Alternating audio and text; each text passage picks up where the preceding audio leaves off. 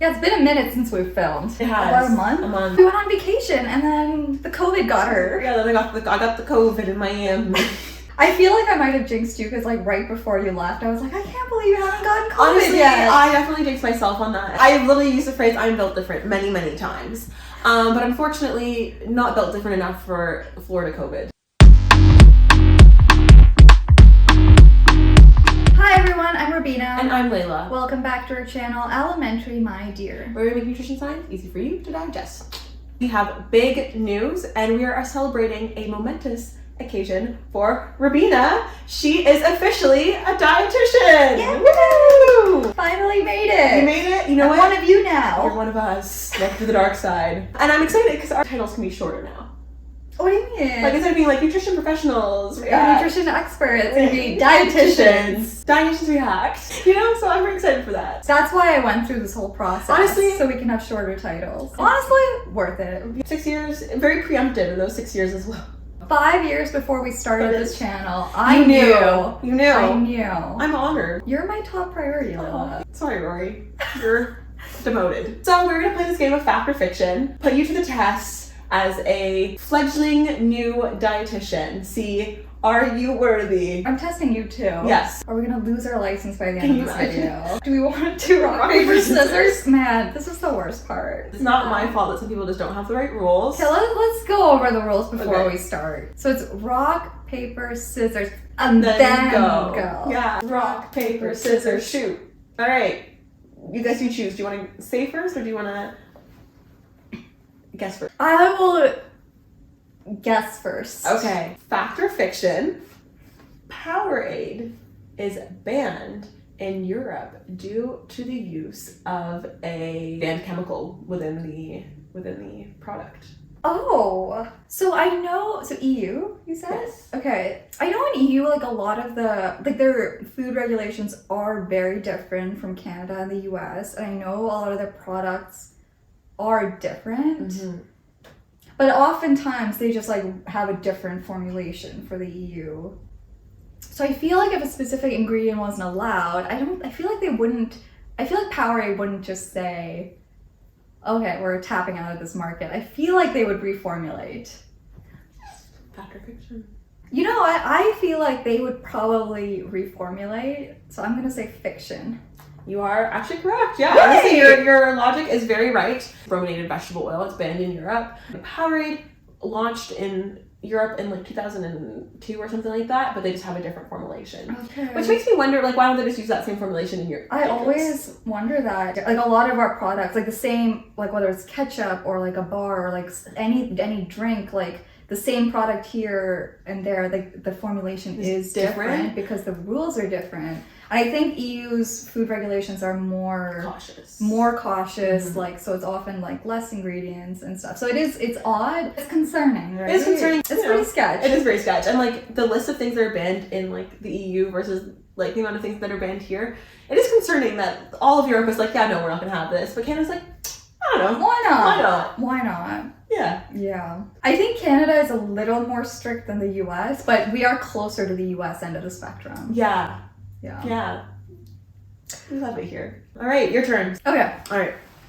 Okay. I'm excited for mine. Fact or fiction? Mm-hmm. Graham crackers were originally invented to prevent sexual desire. I know this. This is a fact.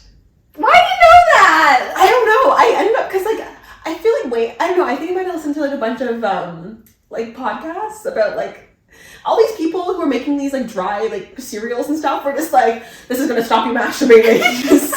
Like that's why cereal was invented. That was part of my fun fact, like, Oh, okay, story after. But yes, fact. And it just, I didn't know for sure that was graham crackers, but it just seemed like within the realm of all those things that they were like, you're not going to masturbate if you're eating dry food. This was from the 1800s, back in the day when, you know, sex is the root of all evil. Of course. It causes headaches and seizures and like it just gonna crumble society. Good times back then. But this reverend named, of course it was a reverend, Sylvester Graham. Oh, okay. He really felt that a diet that's rich in bland foods would curb sexual appetite. So he went around like, and that was like a huge part of his preachings, and like that was his philosophy in life. So the graham cracker, and this is like back in the day before there was like sugar and like cinnamon and stuff, and you know, s'mores weren't a thing. So it was basically like ground up wheat flour and stuff, right? Would you believe one of his followers was a man named John Kellogg? Yes, and then the Kellogg's like conservatory, or like he made basically like an institution where like he like had people come in and like not masturbate and eat his cereal. Then the other Kellogg brother was like, let's add some sugar to this. You know what's funny about that whole philosophy though? Because when I was reading this, I was thinking about when we did our aphrodisiac video. Remember when we were talking about chocolate? And like, even though like research doesn't necessarily show that it is an aphrodisiac, you were saying how like, well, chocolate tastes really good and it'll put you in a good mood. Yeah. So maybe it would put you in the mood. I mean, that was your theory. That is my theory. So then I was thinking like, oh, maybe the opposite could be true. I don't think so though, because if you're not getting pleasure from food, maybe you would seek out more pleasure in other ways. It's so weird. Like, who are these people? I really want to know what like the fascination with like sex in was. general? Yeah. Yeah. Like I think maybe like just from being repressed all the time, like you had to like talk about sex in like a scholarly way. It was a weird time because there's a lot of people coming out with products being like, yeah, eat this, won't be masturbating at all. Man, that was my good one, and you knew it right away. That was like the one that I was like the most excited for. Too many podcasts. Yeah. Tied up, 1-1. We're doing awesome. All right, my next one is that cashews, hazelnuts, and almonds. Love all of those things. They're very good, but they are not really nuts. What? They're all tree nuts. What? They're not actually nuts. Yes or no? Now I'm like questioning what the official definition of a nut is. So I know peanuts aren't nuts because they're legumes. Is that like what you're trying to trick me on? Okay. They're tree nuts though. Okay. I feel like this is gonna be embarrassing if I get it wrong. I'm gonna say fiction. It is fact. What? No. Because cashews are seeds? Yes, cashews are seeds. Okay, I knew that actually. Yeah, because they're on the outside of the fruit. Yeah. Oh my god, you know what? I was actually thinking cashews are actually seeds, but then for some reason my brain just stopped its thinking right there. I think like almonds like come in like a thing, which makes them a fruit themselves. They come in a thing. Yeah. They come in a thing. In a thing. Like a thing. A little thing. Oh, Unless Wikipedia lies. They're actually the seed of a fruit. Yeah. I am so mad at myself because I thought about the cashew thing. And then my brain didn't do anything with that knowledge like, in that moment. That was like the time to use that knowledge, and I did nothing with it. Well, you know, I could have like been like throwing you off by like throwing an extra one in there, you know. Oh. Honestly, like nothing is a nut is what I learned from this. It's like literally. So what is a nut then? Nut definition from botanical perspective? Yeah. I'm confused. Some examples of true nuts include blah blah and hazelnuts. Oh damn! I think I might have. I'm wrong. I think I'm wrong. I think hazelnut was the one that. Oh, I think you got it. You got it. I'm sorry. But wait, I messed up because I said fact, but it's fiction because I included hazelnuts. So you can, yes, you have this. I apologize, everyone. I made an error. All right. Yay! All right. That was my bad. Yeah, that was my bad. I feel like I don't deserve that one. Your turn. Yeah. Okay. Wraps were not invented until the mid 1900s by the Earl of Wrap.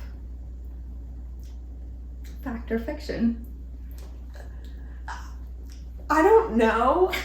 I do know there was an Earl of Sandwich, and so I'm gonna say fiction. I feel like you're playing on the sandwich thing. I think you're playing on the sandwich thing. Yeah. Why do you know everything? I just know there's an Earl Sandwich. Yeah, that's exactly it. I just did a little switcheroo. Oh, I love that. So were sandwiches not invented until the mid 1900s? No, so I made that part. So the wrap Okay, so there is a bit of a controversy, I guess, about when wraps were invented, because technically things like burritos and like pita wraps, like I even say like dumplings are almost like a wrap, like in a I way. think dumplings are its own umbrella Okay. category. But yeah, the versions of wraps have been around in the world Like forever. But But like Caribbean roti. yeah, so I think it really depends on how you're defining a wrap. But I think like if you think about like the North American type of wrap with like sandwich fillings and like a tortilla wrap specifically, Are we giving that is the 1980s. Okay, Which but is that's very recent. That's super Yeah. recent. So a man named Bobby Valentine, Oh, Bobby, he's an innovator. the baseball player and a manager of a baseball team, the Red Sox specifically, Oh, okay. came up with this. He put like sandwich fillings in a wrap and it became an overnight sensation. There is an Earl of Sandwich. So this was the 1700s, and the story is that he was playing cards, he was gambling, and like he really didn't want to leave the table. So he asked his cook or whatever to just take roast beef and put it between two slices of bread so he could just like eat it with one hand. Honestly, in my mind, that is more of an innovation than Mr. Valentine. Also, actually, that story I should mention, some sources were saying that that's how the sandwich was invented, whereas other sources were saying that that's more like a legend and like we don't really know. But I'm gonna go. I like the story. I like the story. though. It's good. It's a good story. It's compelling. It's revolutionized lunch For forever. everyone. Fact or fiction. Is it your turn? It's my turn. Yeah. Fact or fiction. Yeah. This is actually, I picked this specifically for you. Oh my! Because I should know it. No, it's just about something that you like. The nacho Ooh. was named for the town in Texas where it was invented.